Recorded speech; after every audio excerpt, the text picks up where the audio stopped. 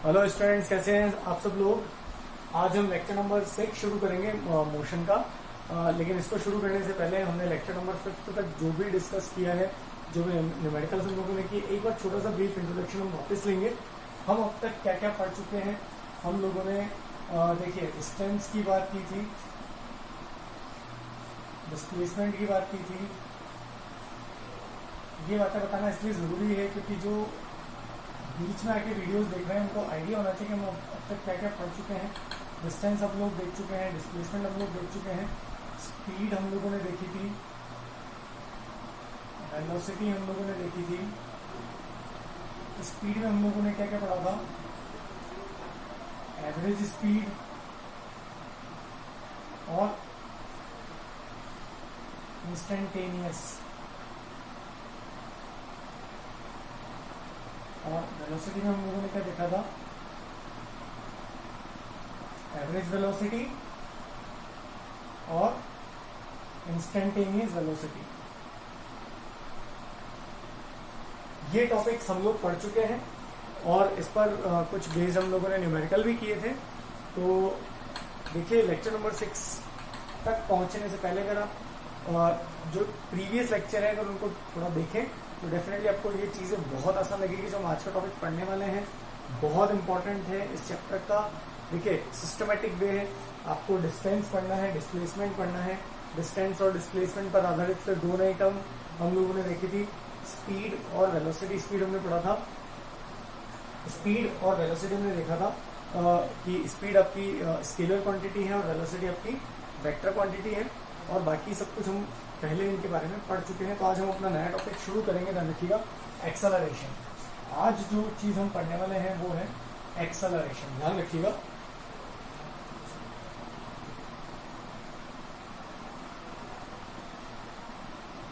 Acceleration किससे denote करते हैं, ए से। अब देखिए सबसे बड़ी बात वही तरीका हमारा पढ़ने का कि एक्सेलरेशन शब्द की रिक्वायरमेंट कहाँ पड़ी, क्यों पड़ी, इसे हम क्यों पढ़े, ध्यान रखिएगा।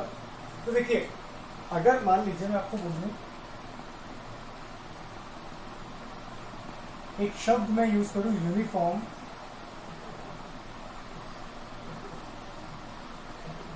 वेलोसिटी, या हम बात करें यूनिफॉर्म स्पीड की, यानी हम एक ऐसे देखिए ये टर्म किसके लिए काम आती है, मूविंग ऑब्जेक्ट के लिए। किसके लिए काम आती है, मूविंग ऑब्जेक्ट। सपोज कीजिएगा कोई ऑब्जेक्ट है हमारे पास में जिसका मास कितना है m, और उसकी वेलोसिटी के आगे हम लोगों ने क्या टर्म यूज किया है, यूनिफॉर्म। यूनिफॉर्म वेलोसिटी हम पहले भी डिस्कस कर चुके हैं।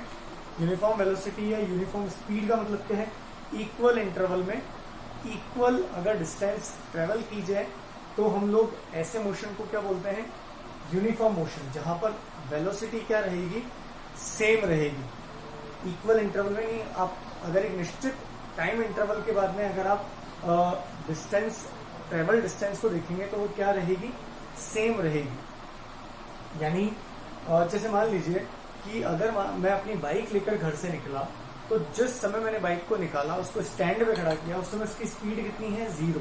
कितनी स्पीड है, 0। या मैं वेलोसिटी की बात करूं तो उसका वेलोसिटी कितना है, 0। क्लियर है।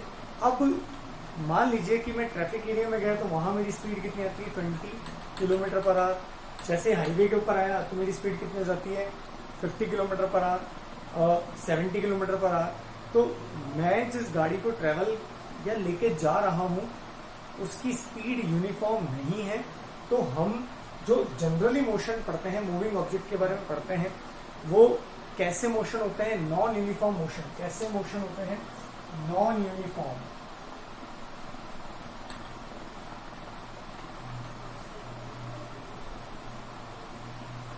यानी अगर हम जनरल मोशन की बात करें तो वो सामान्य परिस्थिति में आप ट्रेन की बात करते हैं तो ट्रेन जब अपना इनिशियल स्पीड पकड़ता है तो उस समय इसका स्पीड 0 से शुरू करती है। ट्रेन अपने प्लेटफॉर्म पे पहले खड़ी रहती है, फिर धीरे धीरे अपना स्पीड बढ़ाते बढ़ाते बढ़ाते 100, 120, 130 तक जाती है। तो ऐसे मोशन को हम क्या बोलेंगे, कैसा मोशन बोलेंगे, नॉन यूनिफॉर्म मोशन। कैसा मोशन बोलेंगे, नॉन यूनिफॉर्म मोशन। क्लियर है। इसका मतलब क्या है, नॉन यूनिफॉर्म मोशन का मतलब है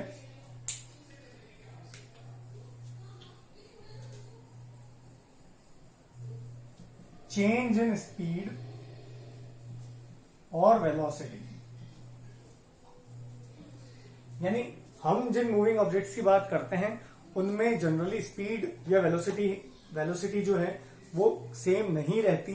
वो कैसी होती है, टाइम इंटरवल के साथ साथ क्या होती है, चेंज होती है। क्या होती है, चेंज होती है। तो जैसे ही आपकी स्पीड चेंज हो तो वहां पर हम बात करते हैं एक्सेलरेशन की।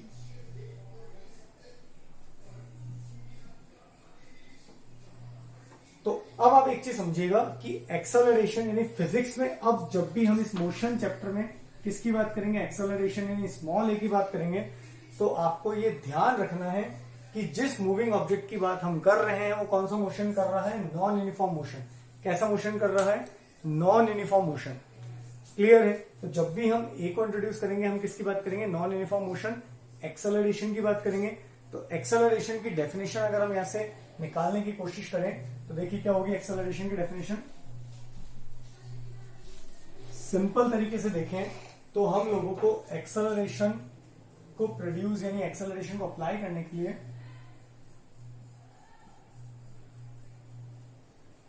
का मतलब आपको क्या करना है, हम लोग स्पीड की जगह वेलोसिटी शब्द यूज कर लेते हैं, चेंज इन वेलोसिटी।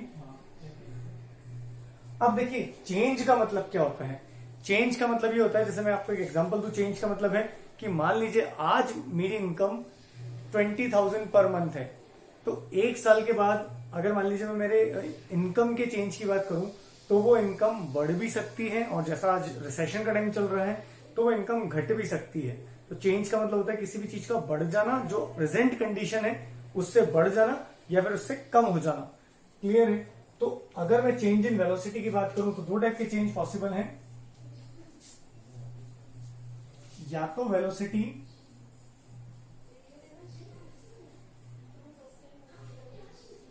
इंक्रीजिंग, और अगर मैं सेकंड बात करूं तो क्या हो सकता है, वेलोसिटी, आप लिख सकते हैं velocity increasing with respect to time, और यहां लिख सकते हैं velocity decreasing with respect to time. यानी एक्सेलरेशन को समझने के लिए एक्सेलरेशन दो फैक्टर्स पर निर्भर करता है, एक तो चेंज इन स्पीड और change in speed with respect to time.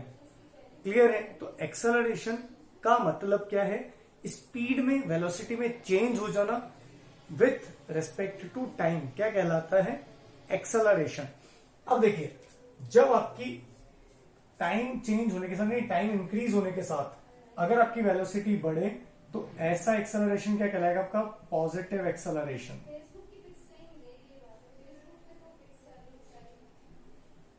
और अगर मान लीजिए टाइम बढ़ने के साथ साथ मूविंग ऑब्जेक्ट की वेलोसिटी डिक्रीज होती है, देखिए वेलोसिटी बढ़ने और डिक्रीज होने का एग्जांपल अगर अपन देखें तो जब मैंने गाड़ी को स्टार्ट किया, मैंने टू व्हीलर को स्टार्ट किया, उस समय उसका स्पीड या वेलोसिटी क्या था, 0 था, और जैसे ही शुरू किया वो उसका स्पीड, यानी मैं 10 मिनट के बाद देखूं तो गाड़ी की स्पीड कितनी आती है या वेलोसिटी कितनी आती है, मान लीजिए 30 किलोमीटर पर आवर, तो 0 से 30, तो इनिशियल वेलोसिटी आपकी कितनी थी, 0, और जब आपने 10 मिनट के बाद वेलोसिटी चेक की गाड़ी की तो कितनी आ रही है, 30 किलोमीटर पर आवर। तो velocity is increasing, it means there is acceleration, positive acceleration.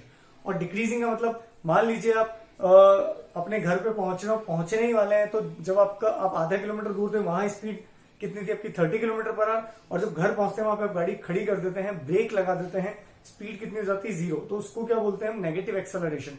यानी 30 किलोमीटर पर आवर से स्पीड कितनी होगी, 0 किलोमीटर पर आवर। क्लियर है। और 0 से 30 किलोमीटर पर आवर का मतलब पॉजिटिव एक्सेलरेशन।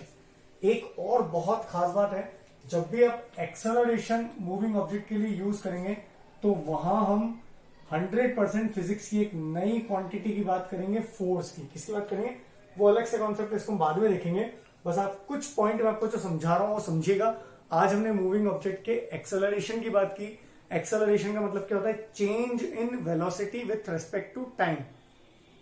अब वेलोसिटी में चेंज दो टाइप का हो सकता है, या तो वेलोसिटी कम से ज्यादा हो सकती है या वेलोसिटी ज्यादा से कम हो सकती है। तो जब आपकी वेलोसिटी कम से ज्यादा हो तो वो उस समय जो एक्सेलरेशन होगा, क्योंकि वेलोसिटी में चेंज अगर है तो एक्सेलरेशन 100% होगा, यानी नॉन यूनिफॉर्म मोशन अगर है तो एक्सेलरेशन 100% होगा।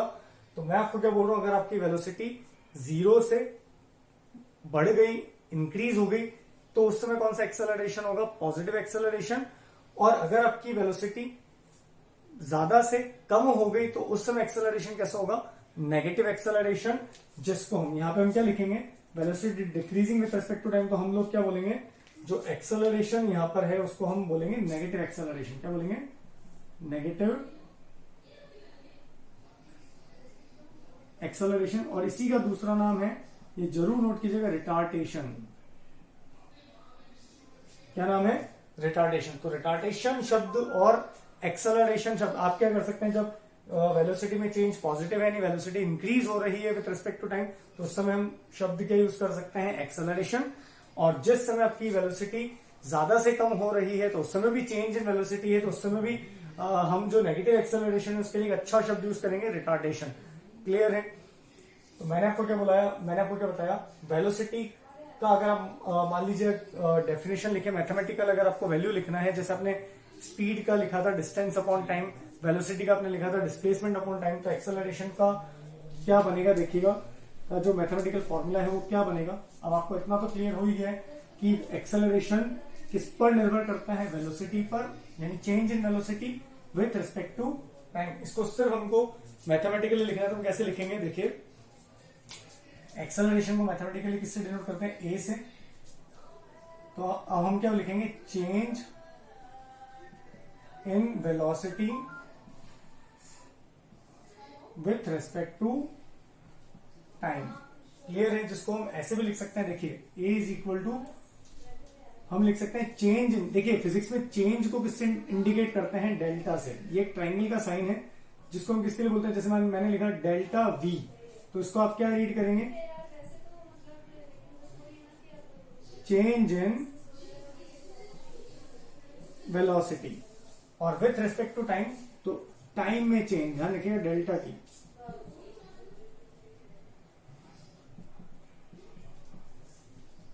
तो फॉर्मूला क्या बना, ए इज इक्वल टू, आपका फॉर्मूला क्या बन जाएगा, delta we upon delta T. या इसको और हम क्या लिख सकते हैं, मान लीजिए ये हमारा एक मूविंग ऑब्जेक्ट है जिसका मास कितना है m, उस t इज इक्वल टू 0 पर उसकी वेलोसिटी कितनी है v1, और आफ्टर t सेकेंड यानी t is equal to t पर इसकी वेलोसिटी कितनी होगी, मान लीजिए v2। तो पहले वेलोसिटी कितनी थी v1, after t time velocity कितनी हो गई v2। तो एक्सेलरेशन हम क्या लिखेंगे, a is equal to change in velocity v2 minus v1 upon t2 minus t1। ये क्या कहलाएगा, एक्सेलरेशन। क्या कहलाएगा, एक्सेलरेशन। तो ये फॉर्मूला याद रखेंगे, change in velocity with respect to time is known as acceleration. Clear है। अगर आपकी स्पीड और वेलोसिटी टाइम में चेंज के साथ बढ़ रही है तो एक्सेलरेशन कहलाएगा, और अगर घट रही है तो नेगेटिव एक्सेलरेशन कहलाएगा, जिसको हम रिटार्डेशन भी बोलते हैं।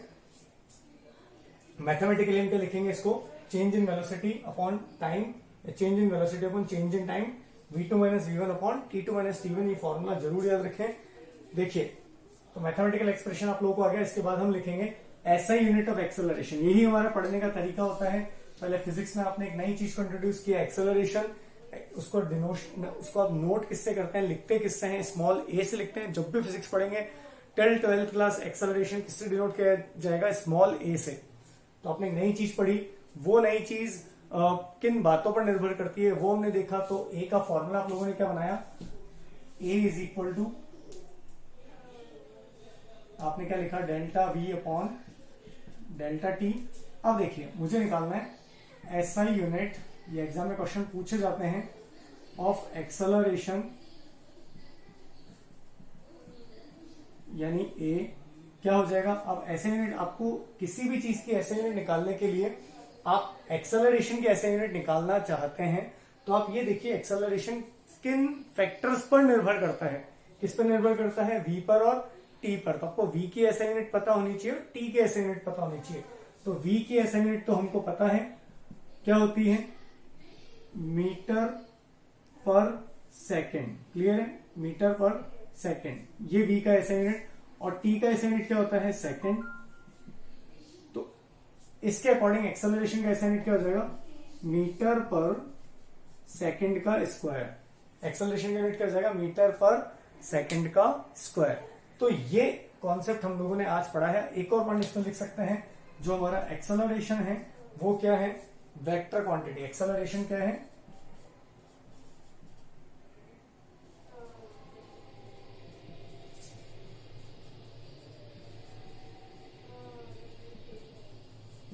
वेक्टर क्वांटिटी का मतलब इसको डिफाइन करने के लिए आपको डायरेक्शन की भी रिक्वायरमेंट है और मैग्नीट्यूड की भी रिक्वायरमेंट है, ध्यान रखिएगा।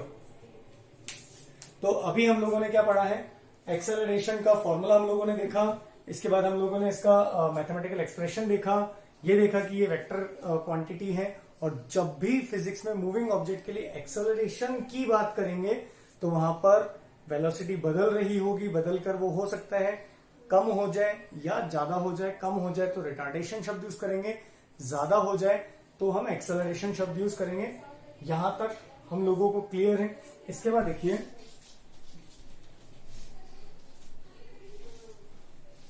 अब हम लोग बात करेंगे यूनिफॉर्म एक्सेलरेशन।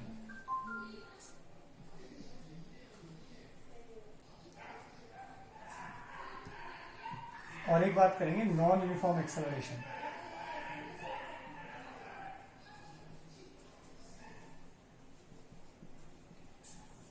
देखिए, अब आपको यूनिफॉर्म और नॉन यूनिफॉर्म का मतलब समझ में आ रहा होगा। यूनिफॉर्म एक्सेलरेशन की बात कर रहे हैं। यूनिफॉर्म एक्सेलरेशन का मतलब कि इक्वल टाइम इंटरवल में अगर जो हमारा स्पीड है बॉडी का वो क्या हो, इक्वली बढ़े। क्लियर है, मतलब इसको हम ऐसे देख सकते हैं, जैसे आप एक टेबल अगर अपन बनाएं तो ऊपर आप टी ले लें और नीचे आप वेलोसिटी ले लें। तो टी यानी आप ये 2 सेकंड, 4 सेकंड, 6 सेकंड, 8 सेकंड और 10 सेकंड, ये सेकंड्स में चल रहा है, सारा ध्यान रखिएगा। और वेलोसिटी आपकी किसमें चलेगी, मीटर पर सेकंड में। तो वेलोसिटी आप ले लीजिए, मान लीजिए यहाँ पे 4 है, 4 मीटर पर सेकंड, यहाँ 8, यहाँ 12, यहाँ पे आपका कितना आ रहा है 16, और इसको आप ले लेते हैं 20। तो मान लीजिए अगर मैं एक्सेलरेशन निकालूं फॉर इस वाले इंटरवल के लिए निकालूं तो क्या आ जाएगा, चेंज इन स्पीड। एक्सेलरेशन का फॉर्मूला क्या होता है, चेंज इन स्पीड।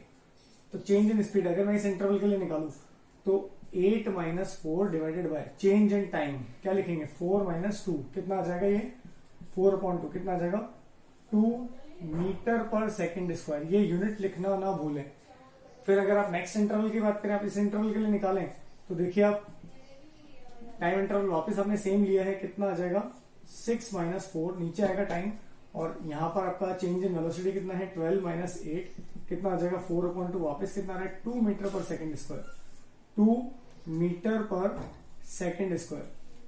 तो ध्यान रखिएगा, अगर आपका जो एक्सेलरेशन है वो टाइम बढ़ने के साथ चेंज ना हो, यानी टाइम भले ही बढ़ता रहे मोशन के दौरान लेकिन एक्सेलरेशन अगर नहीं बदले, तो ऐसा मोशन क्या कहलाएगा, यूनिफॉर्म एक्सेलरेशन। क्या कहलाएगा, यूनिफॉर्म एक्सेलरेशन। और इसका सबसे परफेक्ट एग्जांपल क्या है, मोशन अंडर ग्रेविटी। ये हम लोग पढ़ेंगे, आप सिर्फ ध्यान रख लीजिएगा। अभी यूनिफॉर्म एक्सेलरेशन का एग्जांपल क्या है, example of uniform acceleration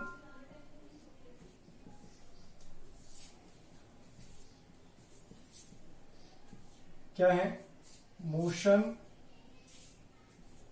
under gravity, जिसको हमें डिटेल में पढ़ना है इसी साल। तो ये आप लोग ध्यान रखिएगा। तो अब देखिए, मैं आपको 3 इक्वेशन और लिख रहा हूं जो कि हम नेक्स्ट चैप्टर में जिनके बारे में हम डेरिवेशंस पढ़ेंगे और कुछ न्यूमेरिकल्स वगैरह हम लोग डिस्कस करेंगे। ध्यान रखिएगा, 3 इक्वेशंस जो हैं यूनिफॉर्म एक्सेलरेटेड मोशन की, किसकी बात कर रहे हैं, यूनिफॉर्म एक्सेलरेटेड मोशन। एक्सेलरेशन तो है मोशन में, लेकिन कैसा है, यूनिफॉर्म। यूनिफॉर्म का मतलब आपको क्लियर है,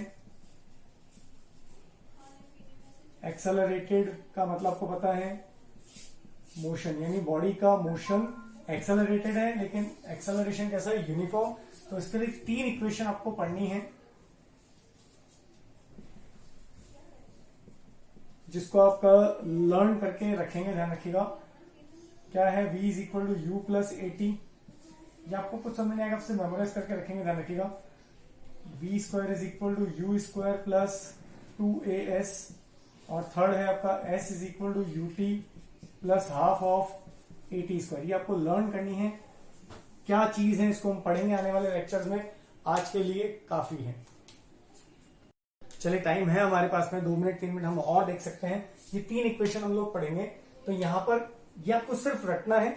अगले लेक्चर में आने से पहले थोड़ा सा इसके बारे में अवेयर होकर रहेगा। ये दिमाग ना लगाएं कि ये क्या चीज है, बस ध्यान रखिएगा ये 3 इक्वेशन कब काम करती हैं, जब बॉडी का मोशन कैसा हो, यूनिफॉर्म एक्सेलरेशन के साथ में हो, मतलब एक्सेलरेशन चेंज नहीं हो रहा, एक्सेलरेशन क्या है, कांस्टेंट है, उस समय 3 इक्वेशन काम आती है। वी, ये वी क्या है मैं आपको बता देता हूं एक एक के बारे में। वी इज इक्वल टू है फाइनल वेलोसिटी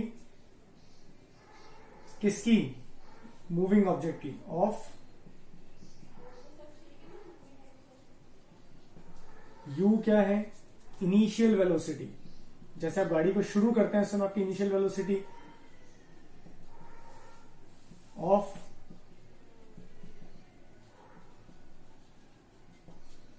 ए क्या है, उस मूविंग ऑब्जेक्ट का। देखिए यहां पे क्योंकि वेलोसिटी में चेंज आ रहा है तो एक्सेलरेशन की बात करेंगे। एक्सेलरेशन जो कि कैसा होगा, यूनिफॉर्म, ये ध्यान रखिएगा, यूनिफॉर्म मतलब एक्सेलरेशन चेंज नहीं होगा। टी क्या है, टाइम इंटरवल, क्लियर है। वी मैंने बता दिया, यू मैंने बता दिया, ए मैंने बता दिया, टी मैंने बता दिया, तो वी यहां पे भी वही है, यू वही है, ए वही है। एस नई चीज है, एस क्या है आपका, travelled distance by moving object, ये डिस्टेंस है।